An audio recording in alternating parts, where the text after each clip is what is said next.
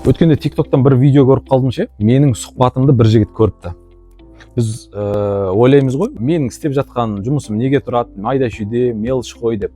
Бірақ міне Рамазан айында отырмыз ғой, Құдайдың алдында мелочь шаруа болмайтындығын менің көзім әбден жетті да. Жаңа жігіт айтып отыр, Ерсін Әміреме менің сұхбатымды көріпті да 25 сағат.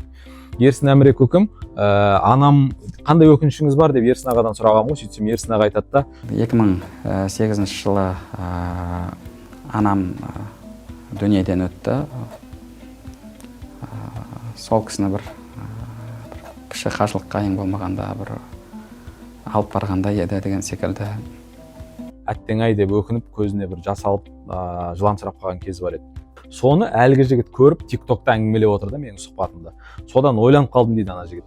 Мен не істеп жүрмін? Мамам қартайып жатыр, әкем қартайып жатыр деп ойландым дағыны, бүкіл жиған тергенімді алып, анамды, әкемді умраға алып бардым дейді. Сөйтіп умраға бардық, парызы жаңағы міндетімізді, құлшылығымызды өтедік. Сөйтіп қуанып елге келдік, сөйтіп елге келіп, енді бір аэропорттан түсіп, ауылға қарай жолға шығып, жол жүріп бара жатқан кезде аяқ астынан бір апатқа түсіп қалдық дағыны, көлік апатына. Сол апаттан анам қайтыс болып кетті дейді. Былай қарасаңыздар, бір кішкентай ғана сұхбаттағы Ерсін ағаның айтқан бір деталі, кішкентай ғана бір көп сұхбаттың бірі болуы мүмкін.